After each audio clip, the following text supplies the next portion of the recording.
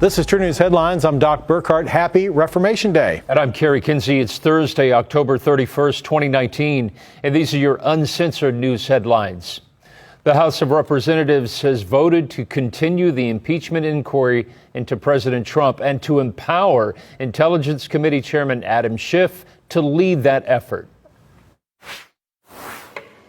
On this vote, the yeas are 232. The nays are 196. The resolution is adopted without objection. The motion to reconsider is laid upon the table.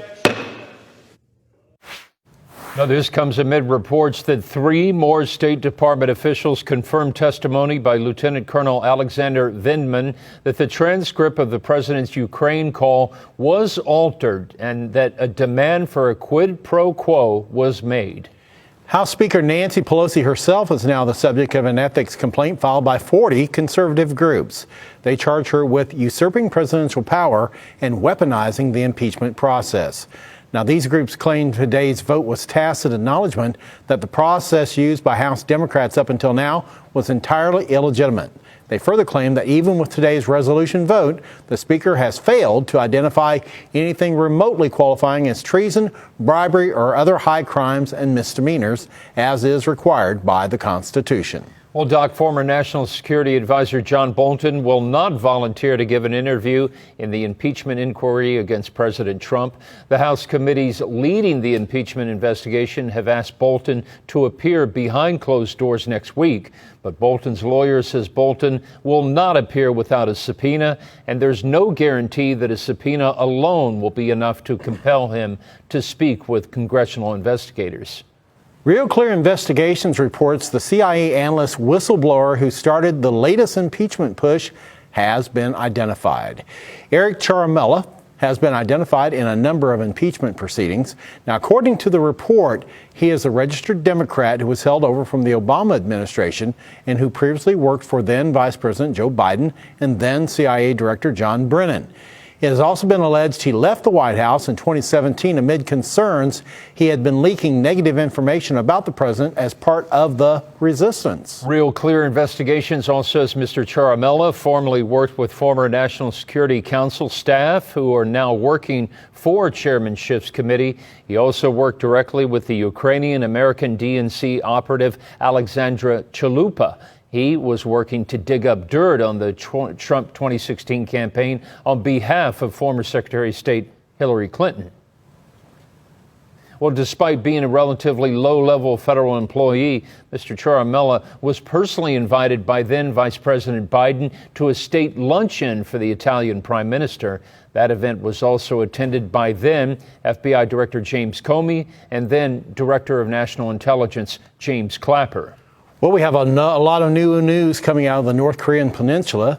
North Korea has fired 2 short-range missiles from its western region toward the East Sea and Japan. South Korea's Arirang News filed this report. North Korea carried out its 12th projectile test so far this year on Thursday. Pyongyang fired 2 unidentified short-range projectiles from its western Pyeongan-namdo province into the East Sea Thursday afternoon. According to South Korea's Joint Chiefs of Staff, the projectiles flew roughly 370 kilometers and reached an altitude of 90 kilometers.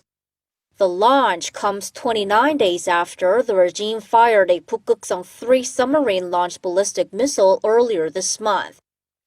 South Korea's military is monitoring the movements north of the border and maintaining its readiness posture in case the regime fires additional projectiles.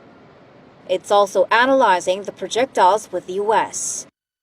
Seoul's presidential office convened a National Security Council meeting to analyze the North's intentions. The South Korean government expressed strong concerns over the latest projectile test and urged the North for an immediate stop, stressing that such acts do not help in easing tensions on the Korean peninsula. Well, as you know, all this week we have been banned from YouTube, but you can still find True News Headlines on Facebook, on Periscope, on Twitter, and also on BitChute, so stay tuned for that. And for the latest in news and information from a Christian worldview, you can always visit trunews.com. This is True News Headlines. Praiser, Christian music streaming. Prazer's music streaming app provides listeners with 34 music channels of various genres of Christian music from around the world. Anywhere, anytime, any device. Family-friendly Christian music. Prazer's hand-curated music channels include CCM, hymns, Southern gospel, alternative, rock, hip-hop, gospel choirs, R&B, singer-songwriter, Caribbean, classic CCM, EDM, children's music, and much more. Prazer is free and funded by an enthusiastic community of listeners. Family-friendly music with no ads. Users can listen to Prazer on smartphones, tablets, desktops, Apple TV, Roku, and Amazon Fire TV. Prazer offers the largest variety of Christian music on one platform. Download the app on your favorite platform or sign up on Prazer.com to start streaming today. Prazer, Christian music streaming. Welcome back to True News Headlines. Here are some more stories that we're looking at this afternoon. Carrie? Well, Doc, President Trump says he'll soon announce a new location for signing the Phase 1 U.S.-China trade deal. The initial gathering in Chile was canceled due to protests. China and the USA are working on selecting a new site for signing of Phase 1 of the trade agreement. That'll make up about 60% of the total deal. But don't expect the relationship between Washington and Beijing to improve anytime soon. Secretary of State Mike Pompeo made that abundantly clear Wednesday during a speech to the conservative Hudson Institute think tank in New York City.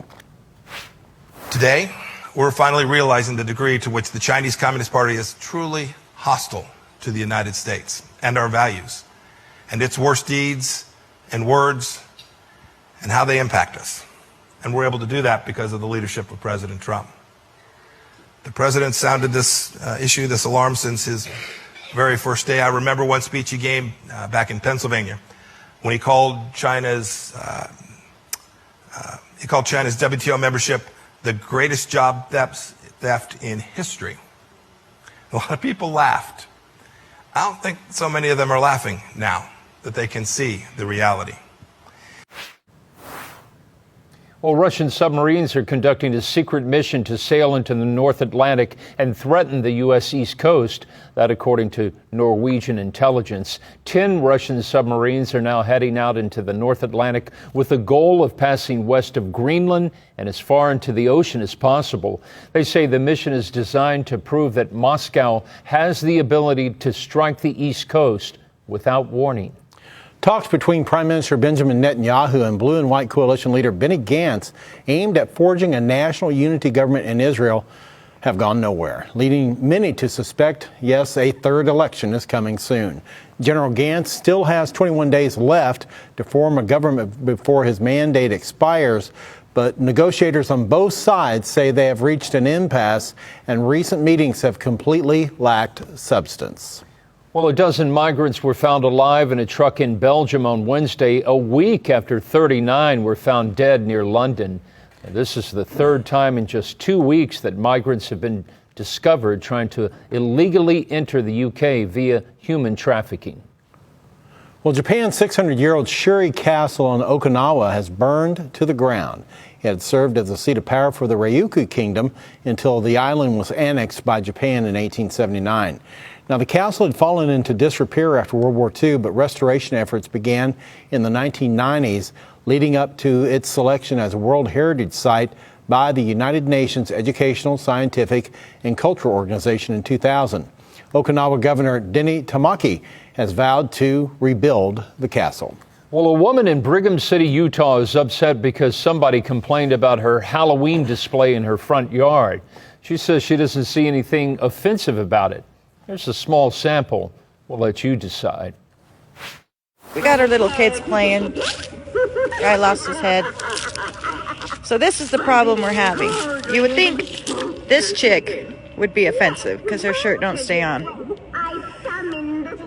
But no, it's this. This is our issue. This is what they're telling me is offensive. Yes, we're letting you know that the beheading of children is offensive. Call us old-fashioned, okay? Well, perhaps equally offensive is this new type of cereal being sold by Kellogg's. Take a look at this. Introducing All Together cereal, which is a mashup of the cereal maker's many different brands, including Corn Flakes, Rice Krispies, Raisin Bran, Frosted Flakes, and Fruit Loops. Sounds like fun until you realize proceeds from the sale of All Together cereal are being donated to the LGBT lobbying group GLAAD.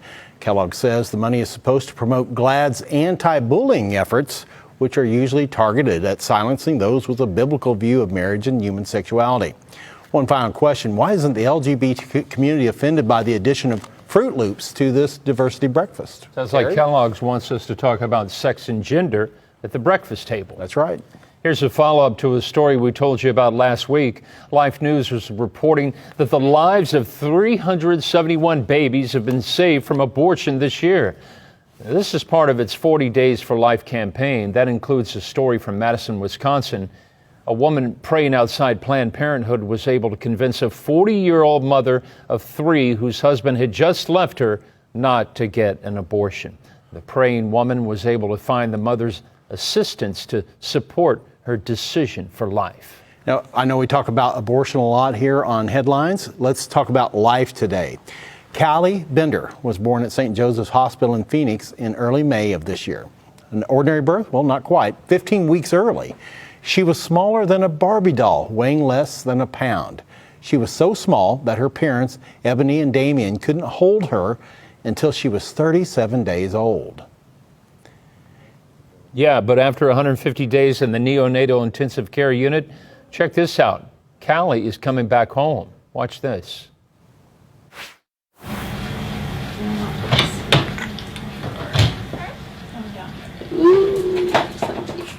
Great yawn.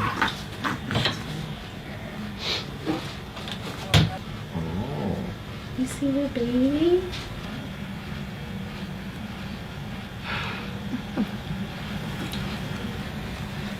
Callie, you're so strong and amazing. Wow, just 1 pound, Doc.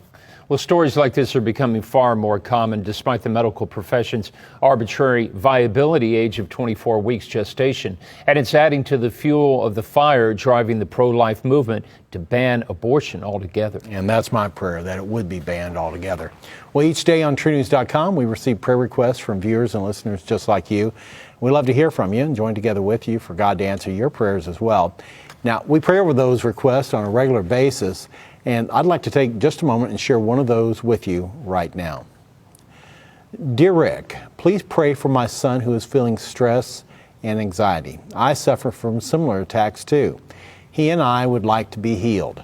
Pray for the well-being of all my family members and protection from the evil one and his minions. Thank you, Manya.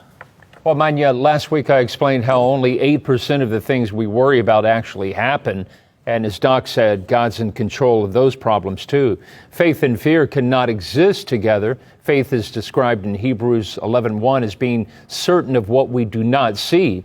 It's an absolute belief that God is constantly working behind the scenes in every area of our lives, even when there's no evidence to support that. Just be in the Word and trust in God. Proverbs 12:25 says, anxiety in a man's heart weighs him down, but a good word makes him glad, Doc. Amen. Well, visit TrueNews.com and use the TrueNews app on your smartphone to submit your own need for prayer. And be sure to visit TrueNews.com for more about our headlines. Yeah, please do us a favor. Like and share this edition of True News Headlines on your social media channels. Also, please visit TrueNews.com to find out how you can support our news efforts. Well, thanks for joining us for True News Headlines today. Stay tuned for our True News Godcast coming up later this evening.